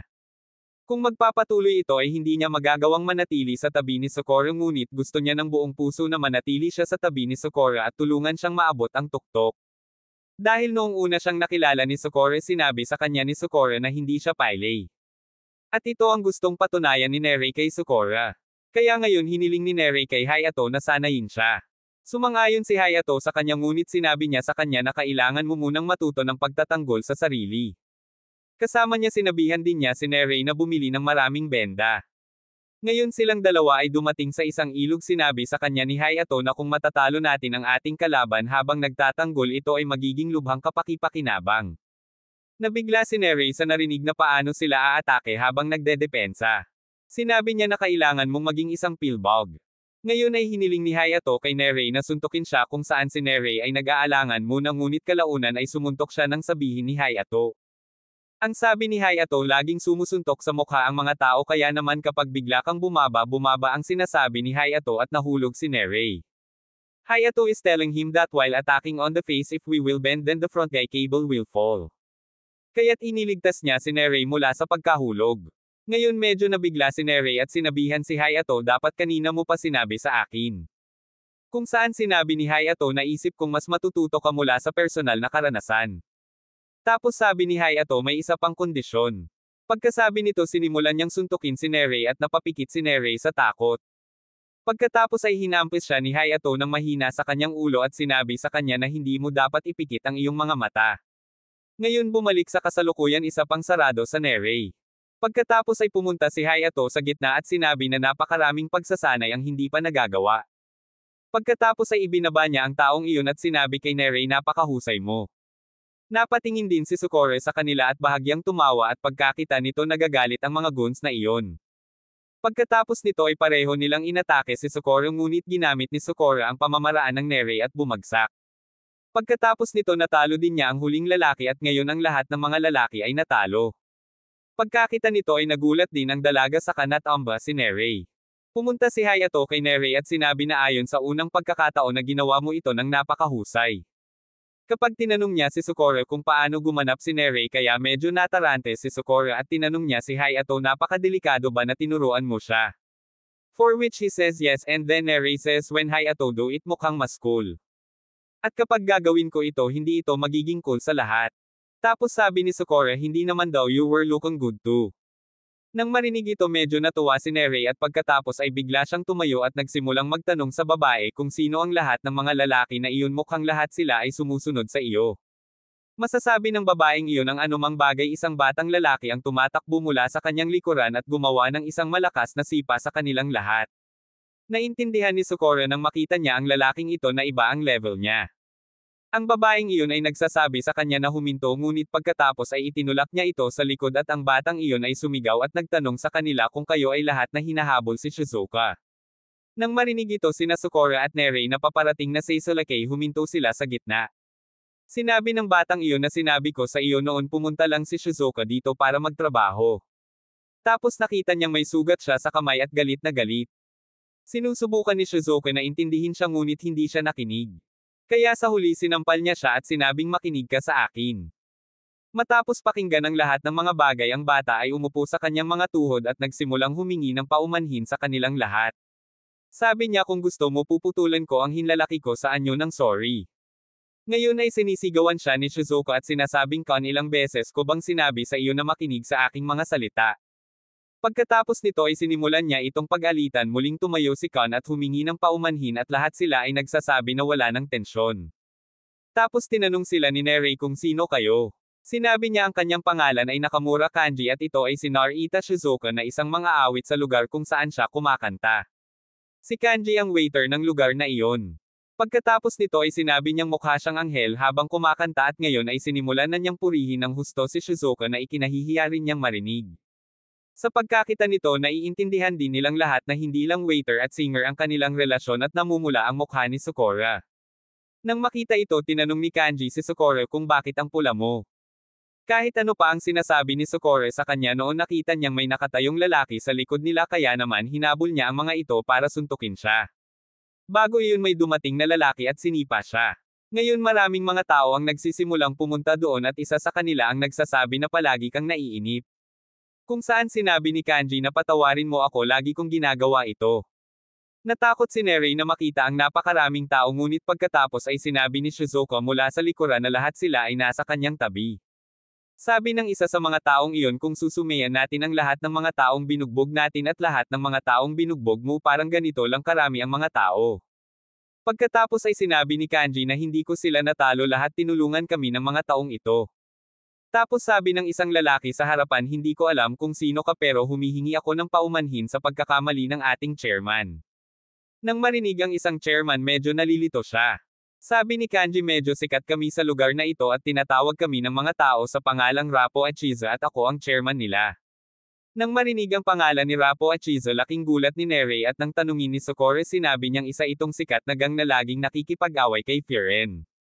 Nang marinig ang pangalan ni Frieren medyo nagseryoso si Kanji at natakot si Nerei na hindi ko dapat kinuha ang pangalan ni Frieren. Natuwa si Kanji at sinabing galing kayong lahat sa Frieren kaya naman malakas kayong lahat. Tapos sinabi niya kay Sakura na ngayon lang tayo nagkakilala at tinulungan mo kami kaya nga good boy ka at gusto kita. Nang marinig ito medyo nahihiya si Sakura at sinabing hindi kita tinulungan kailangan ko lang suntukin ang lalaking iyon. Nang marinig ito sinabi ni Kanji na napakahusay mo kaya hindi mo man lang nakukuha ang iyong kredito. Pagkatapos ay sinabi ni Shizuka sa tatlong iyon na kung taga Frieren ka ibig sabihin kilala mo si Tsubakino. Tinanong ni Nerei kung kilala mo si Tsubakino pumunta kaming lahat para salubungin siya. Kung saan sabi ni Shizuka hindi ko lang siya kilala pareho kaming nag-perform sa stage. Nang marinig ito nataranta ang tatlong ito ngunit nang dumating ang tatlong ito sa pub na iyon nakita nilang nagpe-perform si Tsubakino para sa kanilang lahat. Pagkakita nito nag-enjoy din ang mga tao at nagtataka lang si Sakura kung ano ang nangyayari. Pagkatapos ay nagparty si Tsubakino para magpasalamat kay Sakura at sa kanyang mga kaibigan.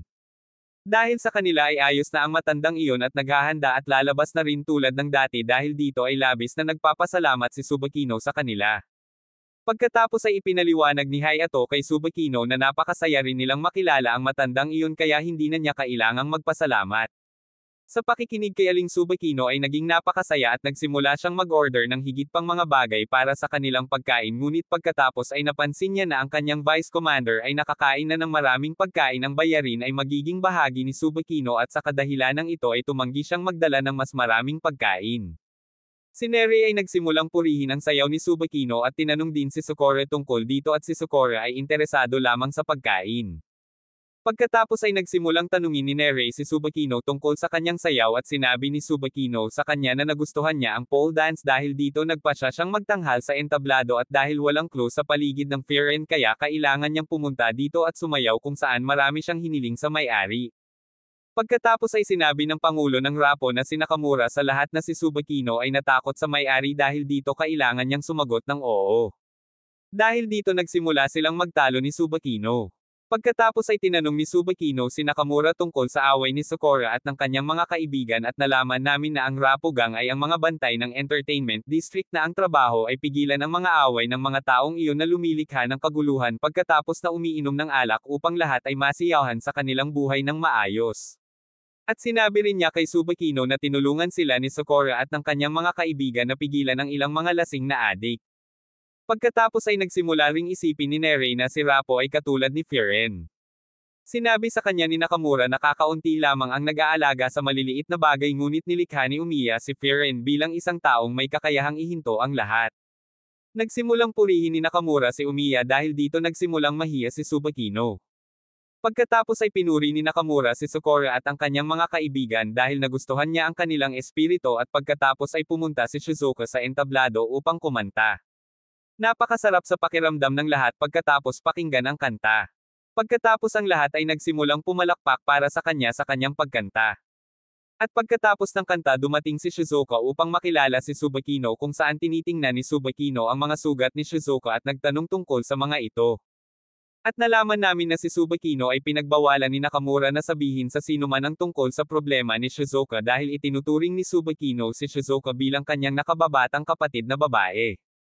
Kaya kapag nalaman niyang may panganib kay Shizuka sisirain niya ang lahat. Pagkatapos ay dumating ang isang tao at sinabihan si Nakamura na may umatake sa entertainment district at maraming goons ang sumisira ng mga bagay na kasama lamang nila kung saan nakalaban ni Sakura at ng kanyang mga kaibigan. Pagkatapos ay nakipag-usap din si Tsubakino na sumama kay Nakamura ngunit tinanggihan siya ni Nakamura dahil ayaw niyang i-drag si Frieren dito.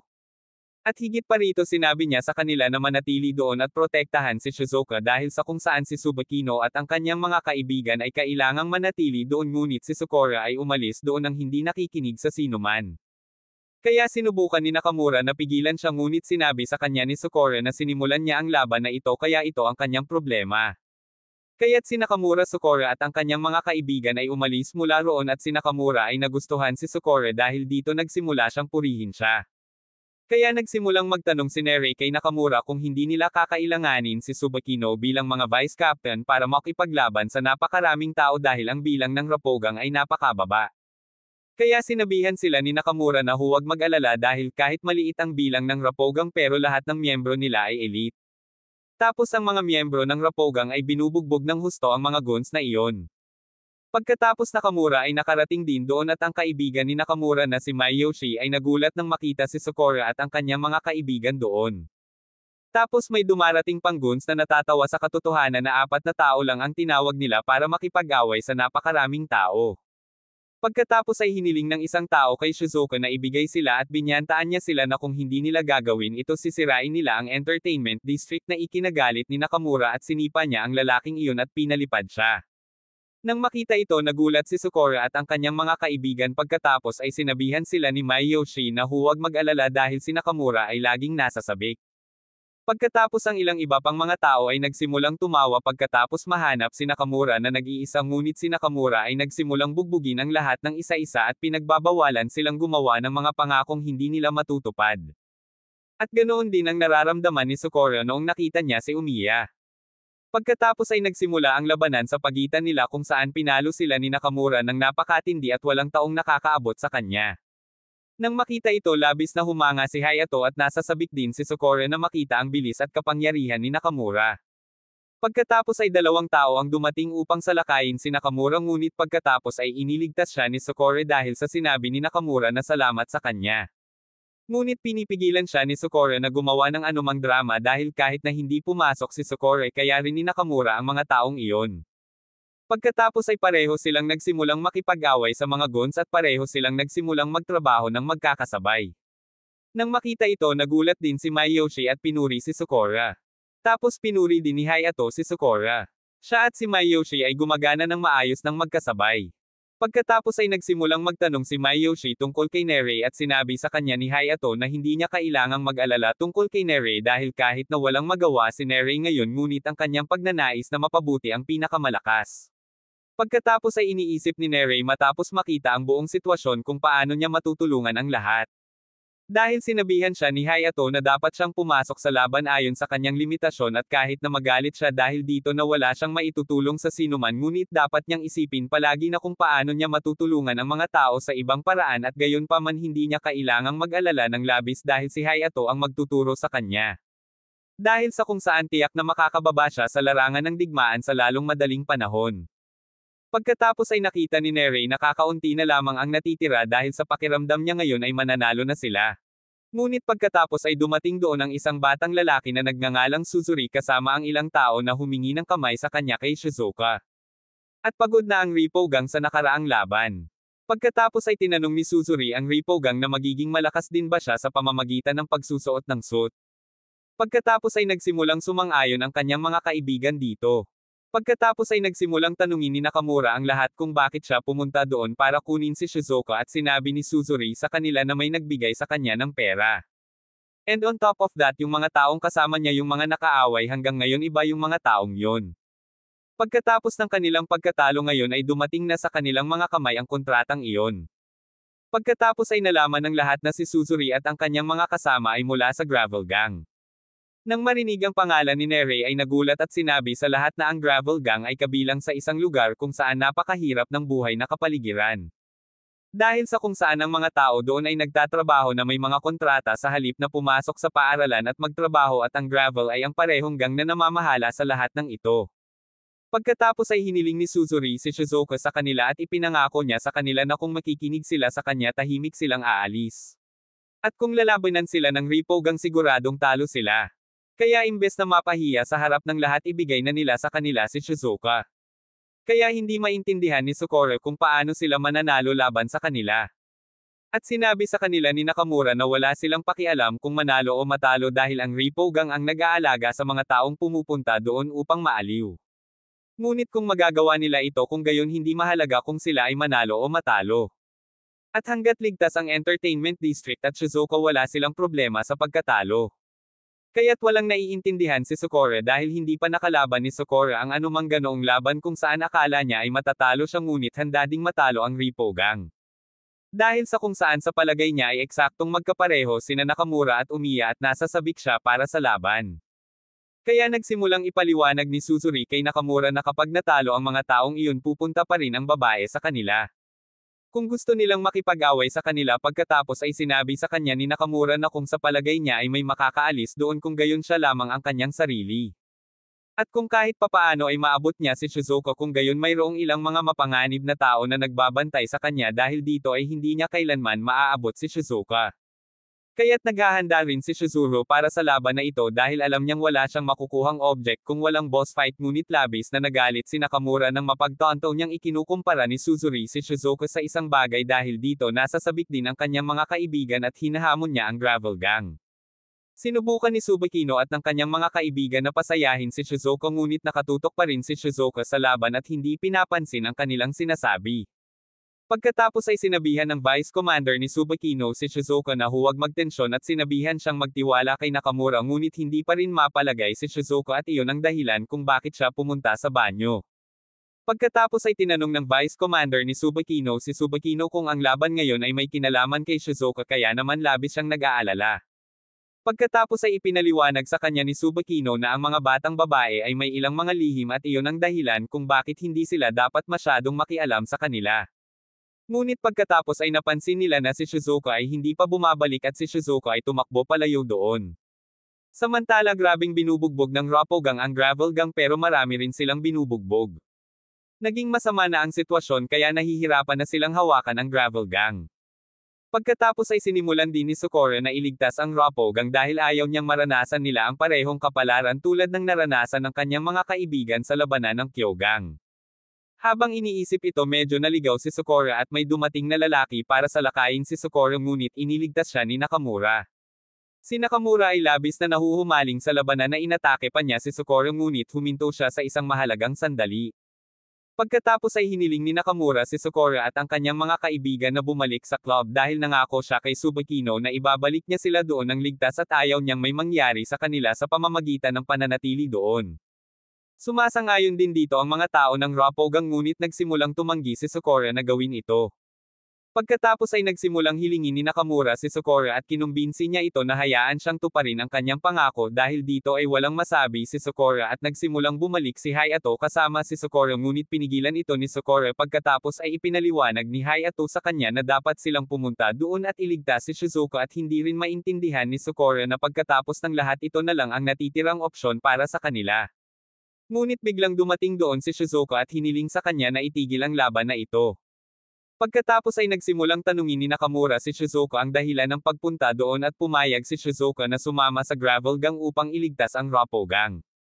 Pagkatapos ay dumating si Nere at inaliw si Shizuka at ipinaliwanag sa kanya na kahit na pakiramdam niya ay wala siyang kapangyarihan sa sandaling ito ngunit ang iba ay nakikipaglaban upang iligtas siya kaya kung sasama siya sa Gravel Gang na ganito kung gayon ang sakripisyo ng lahat ay mawawalan ng kabuluhan.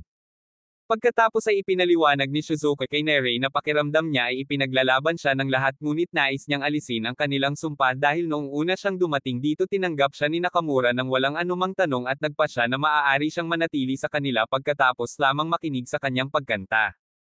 Tapos lahat din ng iba ay nagbigay din sa kanya ng labis na pagmamahal dahil doon ay naramdaman niya na makakamit din niya ang pag-ibig at higit pa doon natagpuan na rin niya ang kanyang unang pag-ibig sa pamamagitan ng pagpunta dito kaya ayaw niyang may masaktan para sa kanya at ngayon lahat sila ay kailangang harapin ang kahihinatnan. Dapat silang lahat ay palayain siya mula doon.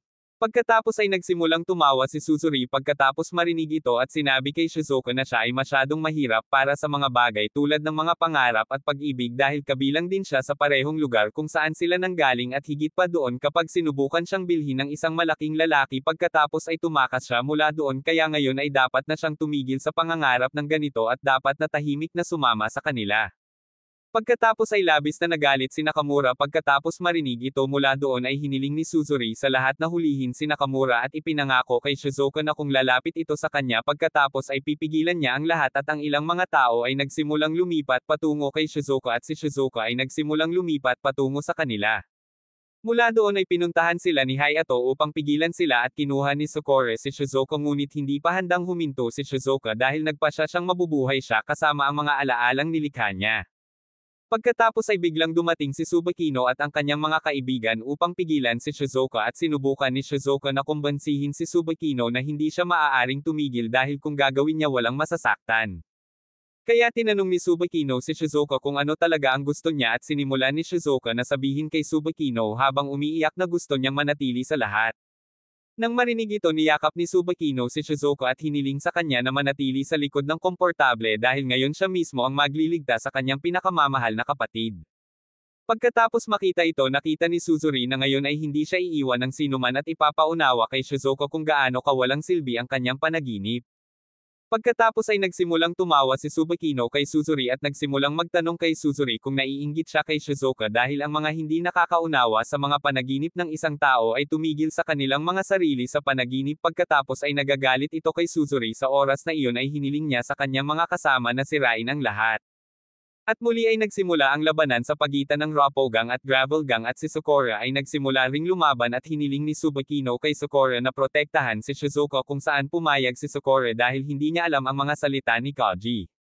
Nauunawaan kung ano ang priority niya sa laban na ito at hiniling ni Tsubakino sa Roppogang na pangasiwaan ang Gravel Gang at siya mismo ang nagdeklara ng away kay Suzuri mula sa kung saan hiniling niya sa kanyang mga kasama na linisin ang daan upang maabot niya ang Suzuri pagkatapos ay sinimula ng Vice Commander ni Tsubakino na salakayin ang Gravel Gang at dahan-dahan ding nagsimulang sumulong si Tsubakino.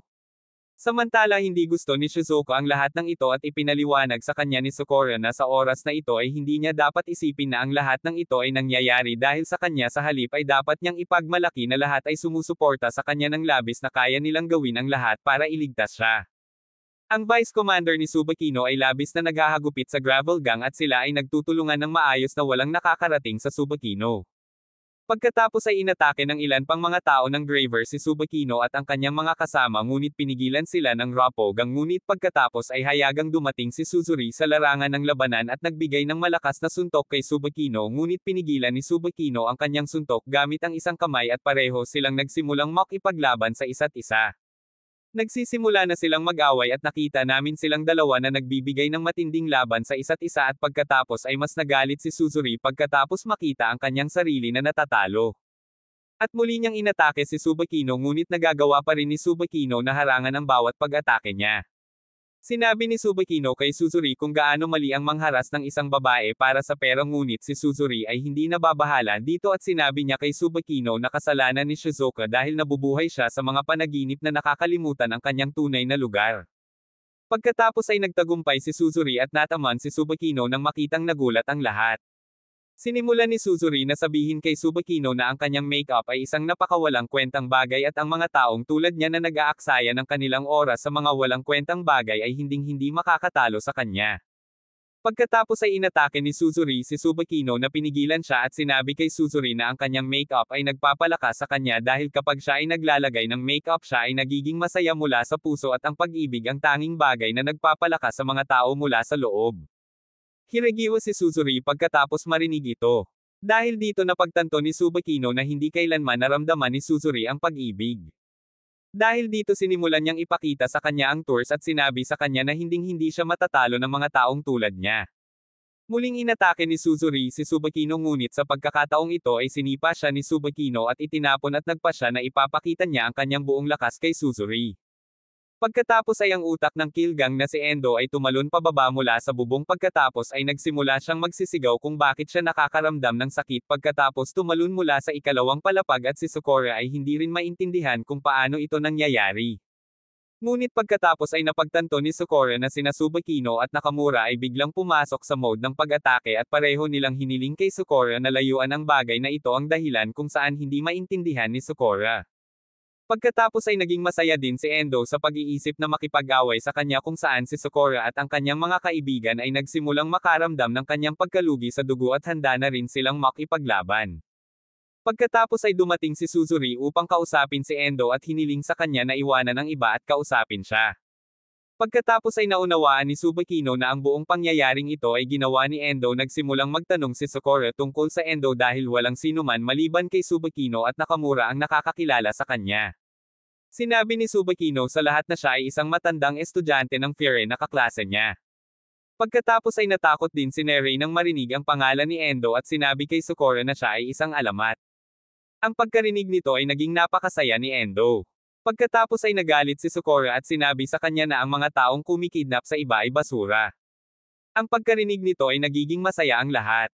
Pagkatapos ay binanggit ni Endo si Kill dahil nakita niya si Sukora na nakikipaglaban kay Kill at sinabi niya kay Sukora pagkatapos ng laban na walang lugar para sa kanya sa Frieren at dapat niyang iwan ang Frieren. Nang marinig ito ay nagalit si Nerei at nagsimula siyang tanggihan ito dahil sa takot.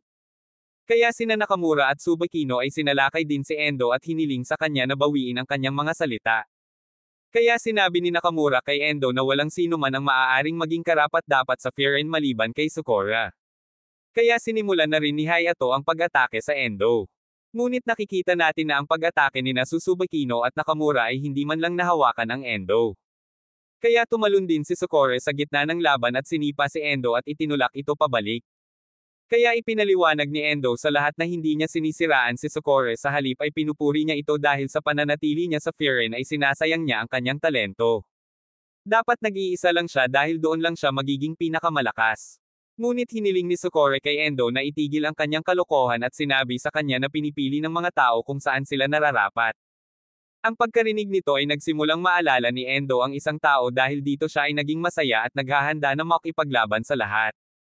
Ngunit pagkatapos ay pumagit na si Suzuri na pumipigil sa lahat sa pakikipaglaban at ipinaliwanag niya kay Endo na pumunta siya roon upang salubungin siya kaya hindi niya dapat dalhin ang lahat sa pagitan. Kaya humingi ng paumanhin si Suzuri kay Endo sa kanyang pagkakamali dahil ayaw niyang magulo pa ang iba. Kaya nagsimulang tumawa si Endo pagkatapos makita si Suzuri na ganito at sinimulan niyang pagtawanan si Suzuri. Dahil sa kung saan sina Hayato Sukora Tsubakino at Nakamura ay muling nagsimulang sumulong upang salakayin ang Endo. Ngunit tinanggap ni Endo ang mga salita ni Suzuri at nagpa siya na ang taong pinaggagawa niya nito ay kumbansihin siya na huwag nang guluhin ang dalaga. Kaya natarante si Suzuri matapos itong marinig dahil hindi siya makapaniwala na gustong tulungan sila ni Endo.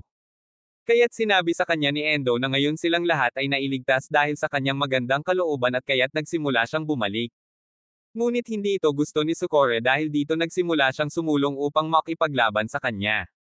Biglang naramdaman ni Sukora ang bloodlust ni Endo dahil doon ay huminto siya at pinipigilan din siya ni Tsubakino na sumulong dahil dito nagsimulang madismaya si Sukora. Kaya dito pagkatapos ng laban lahat ay nagpa-party at naghahanda ng pagkain. Kaya't napansin ni Tsubakino na tahimik pa rin si Suzuri at natatakot si Nerei dahil dito hiniling niya sa kanila na pumunta sa nakaraan. Kaya't narito ang pagkadismaya ni Sukora ay hindi pa rin natatapos dahil dito nagsimula siyang kumain ng pagkain sa galit at iniisip na maghayganti kay Endo. Kaya nagsimulang humingi ng tawad si Suzuri sa lahat dahil pakiramdam niya ay dahil sa kanya ay kailangan nilang harapin ang Endo. Kaya't pinigilan siya ni Sukora na gawin ito at ipinaliwanag sa kanya na hindi siya galit dahil pumunta si Endo doon dahil sa kanya ngunit nagalit siya dahil hindi man lang siya siniseryoso at dahil dito ngayon ay nasisiraan na siya ng bait. Kaya't iniwan ni Tsubakino ang lahat ng mga bagay na ito hiniling niya kay Suzuri na tumuon sa pagkain. Kaya't naging napakasaya ni Suzuri pagkatapos kumain ng napakasarap na pagkain at nagsimulang tanungin ni Tsubakino si Suzuri kung gusto niyang gawin ang isang bagay na pinangarap niya. Kaya't sinabi ni Suzuri sa lahat na mahilig na siya sa mga video game mula pagkabata ngunit dahil sa kakulangan ng pera ay hindi niya ito nagawang laruin at ngayon ay magtatrabaho siya ng husto at kumita ng pera upang makapaglaro siya ng mga larong iyon. Kaya't pagkatapos marinig ni Fudeka ang lahat ng ito at inilabas ang kanyang laro at console kung saan nakita namin ang 4 na tao na naglalaro ng racing game na magkasama. Kung saan nanalo si Nakamura at pang-4 si Suzuri habang nasisiyahan si Suzuri sa paglalaro sa unang laro ng kanyang buhay. Nang makita itong si Tsubakino ay lumuha ang kanyang mga mata at pumunta siya sa banyo upang umiyak. Pagkatapos ay inanyayahan ni Nakamura si Sakura na maglaro din ngunit hindi pa rin nalalaro ni Sakura ang laro hanggang ngayon dahil kung saan nagsimulang ipaliwanag ni Nerei ang control sa kanya ngunit nakita namin na hindi pa rin alam ni Sakura kung paano maglaro. Dahil sa kung saan siya ay natalo kay Nerei ng 10 beses na sunod-sunod at nakikita ang kanyang galit kahit si Nerei ay natakot din na makita ang kanyang galit. Pagkatapos ay sinimulan ni Su na purihin si Nerei dahil sa kung saan sinimulan muli ni Sakura na hamanin si Nerei at hiniling ni Nerei kay Su na baguhin ang kanyang lugar ngunit tumanggi si Sakura na gawin ito at hiniling kay Nerei na manatili doon hanggang sa siya ay manalo. Pagkatapos ay naalala ni Nerei na hiniling ni Endo kay Sakura na manatili ng mag-isa dahil doon ay nagpasya siyang hindi na niya iiwan si Sakura at magsisimulang makipaglaro sa kanya muli. Pagkatapos ay nagsimulang magtanong si Nakamura kay Tsubakino tungkol kay Endo at labis din siyang nag-aalala kay Sakura. Dahil si Endo ay isang tao na ang interes sa isang tao ay maaaring mapatunayang lubhang mapanganib at higit pa rito ay pinuri niya si Sakura na ang mga pagkakataon ay 0.01% lamang.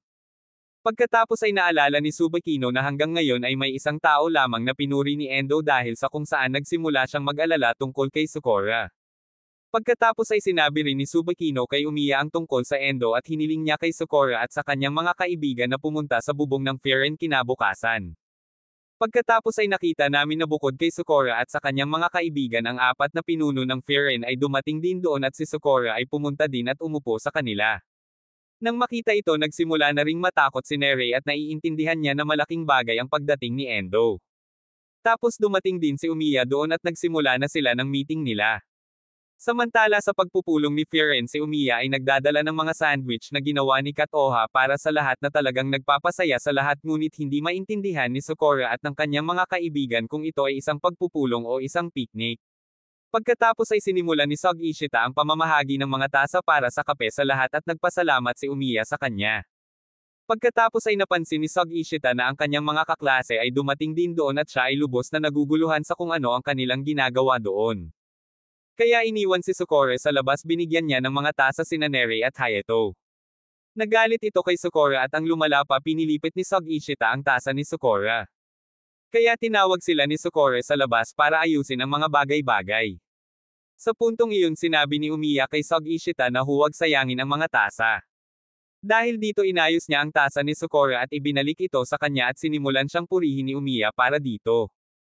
Iyon ang dahilan kung bakit sinimulan ni Sog Ishita ang panunukso kay Sakura at si Sakura ay nagsimulang tumawag sa kanya upang makipag-away muli. Pagkatapos ay sinabihan ni Hiragi ang lahat na tumahimik at simulan ang pagpupulong at nagsimulang ipaliwanag ni Nerei ang kanyang sarili. Ngunit sinabi sa kanya ni Umiya na sinabi na sa kanya ni Tsubakino ang lahat at talagang napakahusay ng gawaing ginawa nila. Kaya naman nagpapasalamat din si Nakamura sa kanila. Sa puntong iyon ganap na nalilito si Nerei tungkol sa kung ano ang nangyayari. Bakit pinatawag pa ang pagpupulong na ito? Pagkatapos ay tinanong ni Umiya si Sakura kung ano ang pakiramdam ng pakikipagtambalan kay Endo at sinabi sa kanya ni Sakura na si Endo ay isang maruming daga ng imburnal. Nang marinig iyon tumawa si Umiya at nagpasya na dahil nagkaroon ng interes si Endo kay Sakura oras na para malaman nila ang tungkol sa Endo. Ibig sabihin ay sasabihin niya sa kanila ang tungkol sa pagbuo ni Frieren at iyon mismo ang tungkol sa pulong na ito. Pupunan din niya ang mga ito sa Frieren at sa mga anino na naiwan nila. Pagkatapos ay sinimulan ni Umiya na tanungin si Nerei kung magkano ang alam niya tungkol sa pagbuo ng Frieren. Sa sandaling marinig niya ito sinimulan ni Nerei ang kanyang presentasyon at ipinaliwanag na 2 taon na ang nakalipas 5 estudyante ang nakapasok sa paaralan ng mga guns at silang 5 ay may parehong layunin na mangolekta ng Frieren. Ngunit noon ang Frieren ay nahati sa iba't ibang paksayon. Dahil dyan araw-araw ay sumiklab ang mga away. Kaya't nagpasya silang haharapin ang bawat pangkat ng Firen isa-isa. At ayun na nga sunod-sunod nilang natalo ang bawat paksayon hanggang sa huli ay nakipagkaibigan sila sa mga natalong paksayon. Dahil doon nagsimulang sumama sa kanila ang lahat at pagkatapos ng isang taon nagkaisa ang buong Firen. Kaya't napagpasyahan nilang simulan ang pagtatanggol sa bayan mula noon at sa gayon nakuha nila ang pangalang Firen. Sa puntong iyon nang makita ang pagganap ni Nerey lahat ay nagsimulang pumalakpak at nagpupuri sa kanya. Noon naisip ni Umiya na may perpektong kahulugan ang kwentong ito. Ngunit pinaalalahanan siya ni Hiragi kung gaano ito kahirap at kung gaano karaming pagsisikap ang kailangan nilang gawin para mapalaban si Umiya kasama ng mga nangungunang manlalaro. Pagkatapos ay pinasalamatan siya ni Umiya para sa lahat ng mga bagay na ito. Pagkatapos ay nagsimulang magtanong si Sukore tulad ng kung saan eksakto ang mga anino sa kwentong ito dahil pangunahing nais ni Umiya na pag-usapan ang mga ito, diba? Pagkatapos ay tinanong ni Nerey kung ang kanyang anino ay Endo. Dahil dito nagsimulang magtanong si Umiya kay Nerey tungkol sa Endo. Pagkatapos ay sinabi ni Nerey sa lahat na si Endo ay isang alamat na kapasok siya kasama si Umiya. Ngunit ang kanyang kakayahan sa pakikipaglaban ay napakalakas at walang makakatalo sa kanya. Dahil doon nagkaroon ng maraming away at kahit sinong lumaban sa gang ni Endo ay hindi nakipagsapalaran. Higit pa rito nagsimula ring makipag-usap sa mga tagalabas. Sabi nga nila kung ang Endo ay tumitingin sa isang tao tapos na ang taong iyon. Nang marinig iyon ni Sukore ay napangiti. Pagkatapos ay sinabi ni Nerey sa lahat na ang paksayon ni Endo ang dahilan kung bakit hindi makapagtipon si Firen. Dahil doon si Umiya at ang kanyang mga tauhan ay nakipagtulungan at binugbog sila na nagpapahintulot kay Firen na magsama-sama. Ngunit ang pangkat ni Endo ay lubos na kinasusuklaman iyon kaya't iniwan nila si Firen at iyon ang dahilan kung bakit sila tinawag na mga anino. Tapos sabi ni Sukore kung hindi nila nagustuhan ang idea ni Umiya natural lang na umalis sila. Kaya paano sila naging mga anino? Noon ipinaliwanag ni Umiya na dalawang bagay na mali ang sinabi ni Nerey. Una, hindi nagustuhan ni Endo ang paglapit ni Umiya. Sa katunayan kahit sa kasalukuyang sitwasyon malinaw na nagka-interes muli si Endo kay Firen. At pangalawa, hindi umalis ang Endo gang pagkasali ni Firen, nakaalis na sila noon pa dahil hindi sila interesado kay Firen at Umiya at sa grupo nito kahit kailan ay hindi siya natalo. Nang marinig ito ni Nerey nabigla siya. Pagkatapos ay ipinaliwanag ni Umiya sa lahat na ang pangkat ng Endo ay palaging mas gusto ang lumang Firen dahil mahilig silang makipag-away. Dahil doon maraming beses nang nakipag-away sa kanila si Umiya at ang kanyang mga tauhan. Ngunit hindi natapos ng maayos ang kanilang mga laban. At nang magsimulang magtipon muli ang Firen, umalis itong daladala ang mga labanan at kasamaan ng lumang Firen. At iyon ang dahilan kung bakit tinawag silang mga anino. Ngayon ang mga anino ay gumagalaw muli patungo sa Firen, sinusubukang ibalik ang Firen sa paraang dati. Doon napagtanto ni Sukore. Masarap talaga ang pakiramdam niya at sinasabi sa lahat na kahangahangang hindi nila kailangang hanapin ang mga kaibigan ni Endo. At sa sandaling lumitaw ang mga taong iyon, tatalunan nila sila dahil sa wakas ay napagtanto ni Sukore na walang sino man ang maaaring sumulong ng mag-isa. Ang mga tao ay palaging nangangailangan ng mapagkakatiwalaang mga kaibigan. Kaya kung pupunta si Endo at ang kanyang mga tauhan doon, magtutulungan si Firen upang protektahan ang lahat dahil iyon ang palaging ginagawa ni Firen. Nang marinig ito, naalala ni Umiya ang sinabi sa kanya ni Katoa na makinig man si Sukore sa payo ng matandang Firen o hindi pumunta siya rito. Pagkatapos marinig ito at pakiramdam na ang matandang Firen ay ang tama para sa kanya. Pero sa tingin niya ay hindi iyon totoo dahil naniniwala siya na magbabago si Sukore balang araw. Pagkatapos ay nagsimulang tumawa si Umiya at sinabi kay Sukore na siya ay tunay na masaya na dumating si Sukore dito. Nang marinig ito, nahihiya si Sukore at nagpasya si Umiya na mula ngayon dapat na alagaan ni Sukore si Endo dahil interesado si Endo kay Sukore. Sa sandaling marinig ito ni Sukore, sumang-ayon siya at nagsimulang magtanong kay Umiya kung hindi niya tatutol na kung aagawin niya ang kanyang biktima. Pagkatapos ay sinabi ni Umiya sa lahat na hindi kailanman interesado si Endo sa kanya at bukod pa hindi sila kailanman nag-away. Nang marinig ito, nagulat si Sukore at ang kanyang mga kaibigan dahil sinabi ni Umiya na ilang beses silang lumaban sa pangkat ni Endo. Pagkatapos ay ipinaliwanag ni Umiya na kasama si Endo may isa pang alamat doon na mas malakas pa kay Endo at hindi kailanman natalo ni Umiya. Ang kanyang pangalan ay Takeshi at siya ang pinakamalakas na taong nakilala ni Firen. Iyon ay kapag nakita namin si Endo dito na ang taong ito ay bumili ng ilang mga bagay at pumunta sa kung saan at pagkatapos ay nakita niyang si Takeshi ay pumatay ng isang grupo ng mga tao dahil ang mga taong iyon ay pumunta sa kanyang furry work spot. Pagkatapos ay tinipon ni Takeshi ang lahat ng mga taong iyon at itinambak ang mga ito upang makagawa ng isang malaking button upang ang kanyang mga paputok ay maaaring tumaas ngunit kahit na pagkatapos ay hindi siya nasisiyahan sa kung gaano kataas ang mga paputok. Kaya naman sabi niya gusto niya ng mas malaking tambak ng mga katawan at sa Windbreaker na ito Season 2 magtatapos.